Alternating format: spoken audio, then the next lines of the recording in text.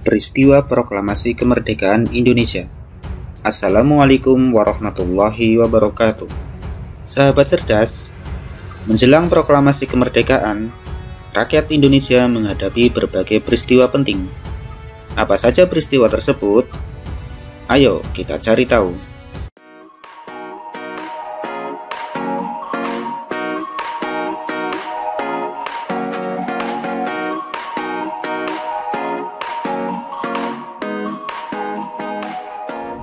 Peristiwa Proklamasi Kemerdekaan Indonesia.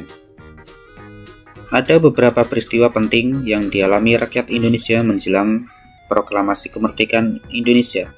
Yang pertama adalah peristiwa yang berkaitan dengan Badan Penyelidik Usaha-Usaha Persiapan Kemerdekaan Indonesia atau BPUPKI. A. Pembentukan BPUPKI. Pada 1 Maret 1945, Jepang mengumumkan berdirinya BPUPKI atau dalam bahasa Jepang disebut Dokuritsu Chunbi Kosakai. Tujuannya adalah mempelajari dan menyelidiki hal-hal yang dibutuhkan dalam membentuk negara Indonesia merdeka. Ketuanya adalah Rajiman Widyodiningrat. Wakil ketuanya Raden Panji Suroso. Anggotanya berjumlah 63 orang. B. Sidang BPUPKI.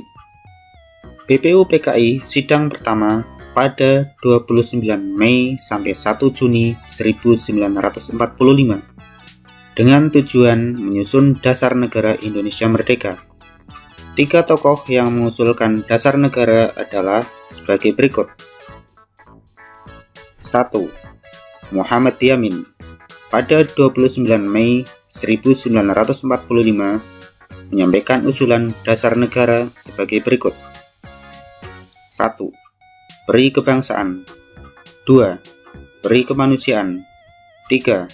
Peri ketuhanan. 4. Peri kerakyatan. 5. Kesejahteraan rakyat. 2. Supomo. Pada 30 Mei 1945 menyampaikan usulan dasar negara sebagai berikut. 1. Persatuan. 2. Kekeluargaan. 3. Keseimbangan lahir dan batin. 4. Musyawarah. 5. Keadilan rakyat. Yang ketiga adalah Soekarno. Pada 1 Juni 1945, beliau menyampaikan dasar negara sebagai berikut. 1. Kebangsaan Indonesia. 2. Internasionalisme atau peri kemanusiaan. 3. Mufakat atau demokrasi. 4. Kesejahteraan sosial. 5. Ketuhanan yang berkebudayaan.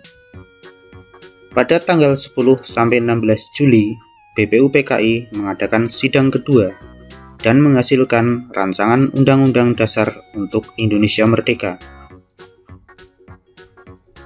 C. Panitia 9. Untuk merumuskan dasar negara sesuai usulan dalam rapat BPUPKI, dibentuklah Panitia 9. Panitia ini beranggotakan 9 orang yang diketuai oleh Soekarno. Pada 22 Juni 1945, Panitia 9 berhasil merumuskan dasar negara yang disebut Piagam Jakarta atau Jakarta Charter yang berisi sebagai berikut. 1. Ketuhanan dengan kewajiban menjalankan syariat Islam bagi pemeluk-pemeluknya. 2. Kemanusiaan yang adil dan beradab. 3. Persatuan Indonesia. 4. Kerakyatan yang dipimpin oleh hikmat kebijaksanaan dalam permusyawaratan perwakilan. 5. Keadilan sosial bagi seluruh rakyat Indonesia. Atas usulan Muhammad Hatta, kalimat pertama Piagam Jakarta diubah menjadi Ketuhanan yang Maha Esa. D. Pembentukan Panitia Persiapan Kemerdekaan Indonesia atau PPKI. PPKI atau dalam bahasa Jepang disebut Dokuritsu Chunbi Inkai dibentuk pada 7 Agustus 1945. Tugasnya adalah menetapkan dan mengesahkan rancangan dasar negara yang telah dibuat oleh BPUPKI. Ketuanya adalah Soekarno, dan wakil ketuanya adalah Muhammad Hatta. Anggotanya berjumlah 21 orang. Gambar di samping adalah suasana sidang PPKI. 2. Peristiwa Rengas Dengklok. Sultan Syahrir dan golongan muda lainnya mengadakan rapat di Lembaga Bakteriologi Jalan Pegangsaan Timur, Jakarta, dengan hasil bahwa proklamasi harus segera dilaksanakan. Mereka kemudian membawa Soekarno dan Muhammad Hatta ke Rengas Dengklok. Tujuannya untuk menjauhkan kedua tokoh tersebut dari pengaruh Jepang, sehingga mau memproklamasikan kemerdekaan Indonesia secepat mungkin. 3. Penyusunan naskah proklamasi. Setelah berdiskusi dengan golongan muda, Soekarno dan Muhammad Hatta setuju untuk segera melaksanakan proklamasi.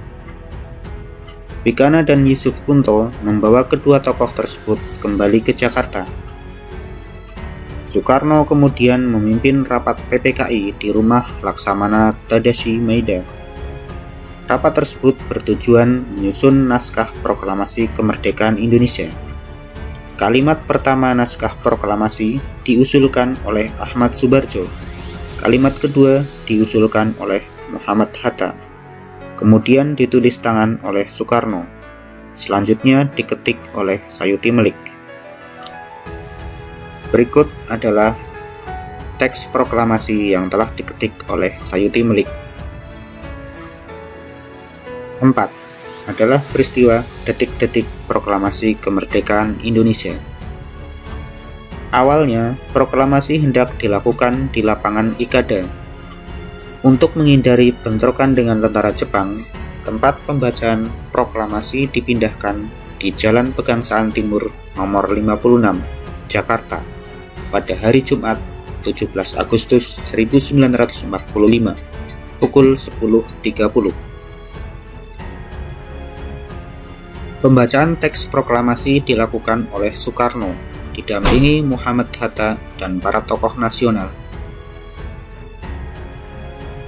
Setelah teks proklamasi dibacakan, diadakan upacara pengibaran bendera merah putih. Latif Hendraningrat dan S. Suhud ditugasi menjadi pengibar bendera. Proklamasi kemerdekaan Indonesia tercapai berkat jasa para tokoh bangsa, seperti Soekarno, Muhammad Hatta, Supomo, Muhammad Yamin, dan Sultan Syahrir.